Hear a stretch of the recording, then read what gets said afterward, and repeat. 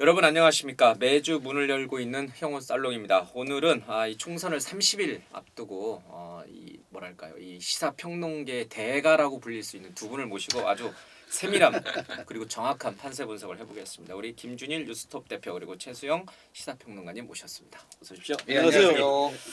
가장 궁금한 게 이제 30일 뒤에 누가 그러면 총선에 승리할 것인가, 일당을 할 것인가 이게 이제 제일 관심이고 서울 수도권을 비롯해서 주요 격전지 부산도 그렇고 여기에서 어떤 판세 변화, 기존의 국회 상황과는 어떤 다른 변화가 일어날까 이제 이런 점인 것 같습니다. 먼저 전체적으로 지금 방금 나온 이제 여론조사 얘기를 좀 하고 가야 될 것 같습니다. 자, 이 갤럽 여론조사를 먼저 보겠습니다. 어제는 이제 MBS 여론조사가 있었는데 정당 지지도를 보니까 국민의힘이 37%, 더불어민주당이 31%, 조국신당이 6% 이렇게 좀 나와 있고 대통령 직무수행 평가는 긍정이 39% 정도 나왔습니다. 차기 지도자감을 묻는 질문에는 한동훈 24%, 이재명 23%, 조국 3% 정도가 좀 나와 있습니다.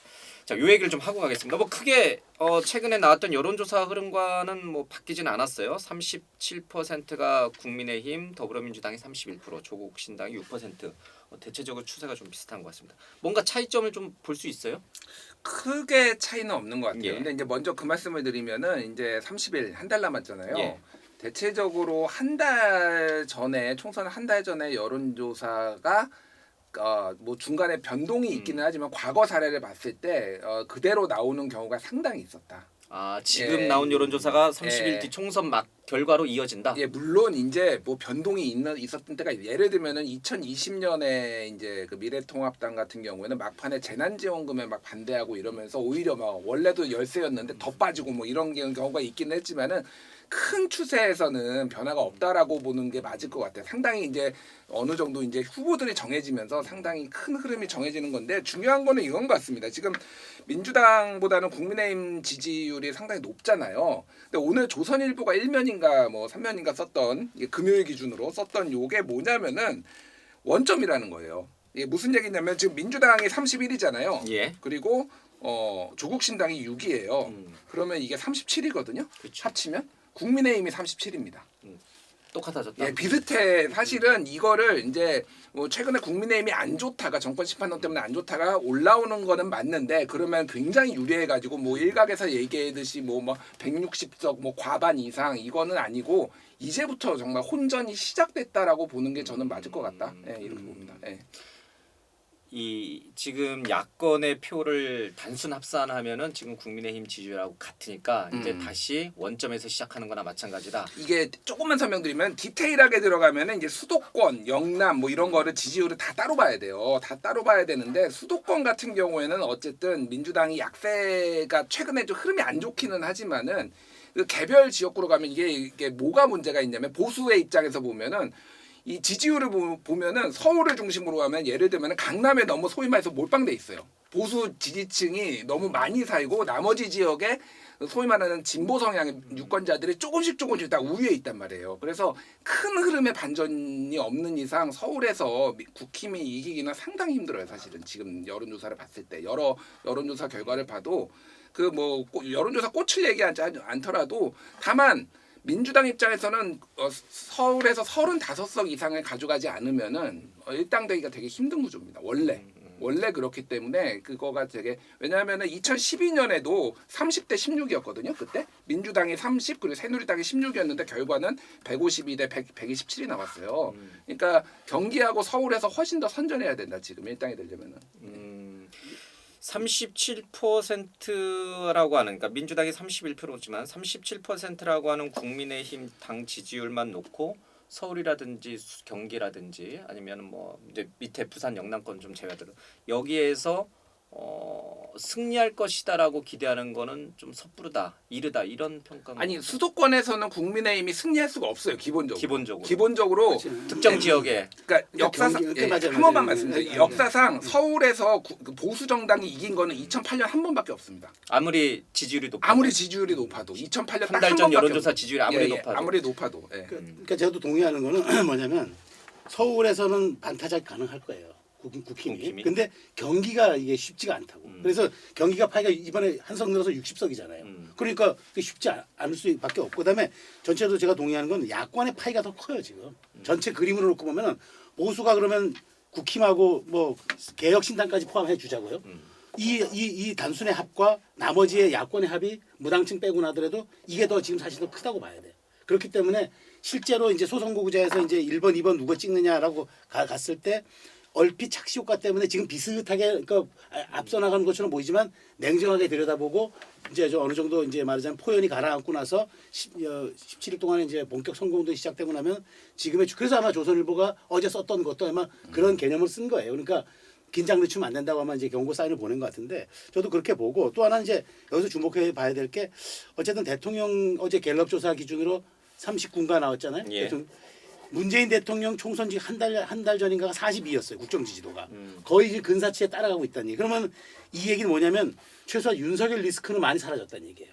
그러면 이제 민주당이 그렇게 강고하게 얘기했던 정권 심판론이 약간 지금 여기서 주춤할 수밖에 없는 벽에 부딪혔다. 그러면 캠페인 전략을 좀 바꿔야 돼. 무조건 끝까지 기승전 정권 심판 플러스 김건희 여사 얘기 이 얘기는 이제는 이미 이거는 반영된 이슈고 그 다음에 말하자면 이제 이미 그 국민들이 해묵은 정쟁의 이슈로 보기 때문에 다른 캠페인 전략을 꺼내들어야지 민주당의 입장에서도 또 이렇게 야권의 파이가 크다고 손쉽게 정권 심판론에만 너무 기대서 가는 것도 올바른 전략이 아닐 것 같아요. 최근에 이 추세가 많이 뒤집어져 가지고 국민의힘이 이번 선거에서 일당으로 가면서 뭔가 분위기가 상당히 한 달 전과는 또 달라졌다라고 하는 게 다수 여론이었는데 두 분의 얘기를 들으니까 국민의힘 지지율이 높다고 해도 실제로 국민의힘이 그렇게 압승을 거두기는 어려울 수도 있다라는 얘기 좀 들어요. 난 사실은 그런 얘기 들을 때마다 국민의힘이 표정 관리를 하는구나. 한동훈 위원장이 약간 또는 보수 언론이 약간 엄살을 피우는가? 자꾸 낮은 자세로 가면서 더 표를 얻기 위한 전략적 발언인가? 이렇게 생각했는데 실제로 그렇다는 얘기예요. 두 분 얘기는. 데이터와 지표가 그걸 가리키고 있잖아요. 과거에 우리 경험칙도 그렇고. 그러니까 이제 엄살이 아니다 이런 뜻이에요? 그렇죠. 엄살이 아니죠. 소선거구제에서 이렇게 어떤 특정한 이슈가 압도하기 전까지는 한 당이 그 정말 지난 총선이 이례적인 거예요. 사실은 지난 총선이 매우 이례적인 총선이었죠. 그렇기 때문에 국내 입장에서는 지금 착시 효과 때문에 너무 들떠 있을 필요는 없다는 말씀을 드립니다. 그거를 한동훈 비대위원장은 알고 이제 계속 입좀심하라 낮은 자세로 가라 이런 얘기를 하는 그 거죠. 로우키 전략을 얘기하는 거죠. 물론 뭐 그건 어느 당이나 다 로우키를 얘기하지만 실질적으로 지금 국민의힘 입장에서는 그리고 이제 국민의힘 입장에서는 이제 소진할 수 있는 호재는 다 썼어요. 뭐냐면 이제 꺼내들 게 없어. 대통령이 지금 다니면서 하는 그런 총선 공약들 다 반영된 거예요. 그런데 또 상대적으로 민주당에 저렇게 이번에 헛발질 공천에서의 문제 내분이 다 이미 반영된 거잖아요. 그러면 국힘 입장에서는 찍을 만큼 찍었다고 봐야 되는 거죠. 그것도 우리가 간과해서는 안 될 포인트예요. 그러니까 뭐 이제 존경하는 우리 최수영 선배님께서 국회의원이세요? 왜 존경? 저는 많이 존경합니다. 아니 우리 김준일 씨 존경하니까 아니 우리 여기서만큼은 존경한다는 표현을 좀 빼고 우리가 하도 이제 TV에서 여의도에서 많이 봐왔기 때문에.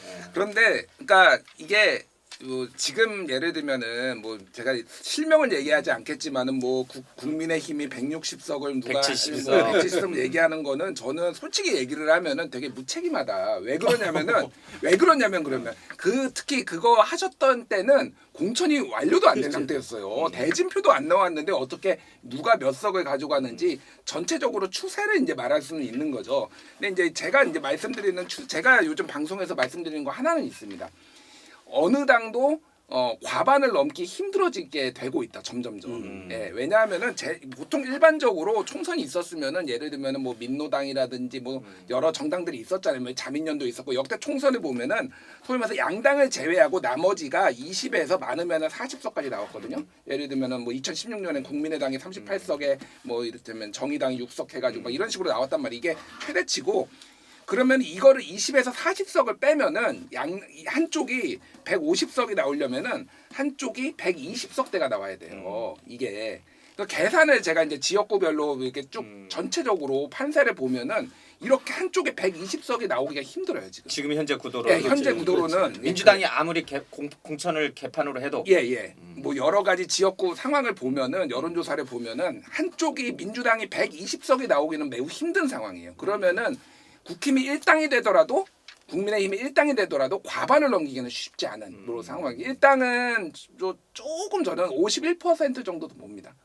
국민의힘 1당을 51% 정도로 조금 더 가능성을 그러니까, 높게 보는데 과반은 저는 불가능하다. 사실상 불가능하다 이렇게 봐요. 그리고 네. 저 첨언한다면은 우리가 이제 대선 때 지지율을 보면은 그게 이제 예를 들어서 정당 지지율이 후보 지지율로 바로 전이가 돼요. 왜냐하면 똑같은 한 사람이니까. 근데 총선은 다른 게 복합적 요인이 있고 지역구별로 사정이 달라요. 그래서 이게 그 어떤 말하자면 1,000명, 2,000명의 지표를 가지고 전국 선거를 예측하는 건 이거는 약간 불합리한 예측일 수밖에 없고 말 부정확할 수밖에 없기 때문에 지금의 총량을 놓고 의석까지 우리가 분포한다? 그건 제가 보기에 좀 이른 감이 있어서 저도 그래서 일당 가능성은 현재로서는 나도 국민의힘을 조금 더 높게 보는데 그렇다고 140석, 130석 아마 그것도 쉽지 않을 거예요. 그래서 그 지금 제가 보기에는 지금 국민의힘은 현실적으로 일당 목표를 가는 게 맞고 민주당은 최대한 지금의 의석에서 갖고 있는 의석에서 얼마큼 우리가 좀 덜 뺏기느냐 그걸로 봐야 될 것 같아요.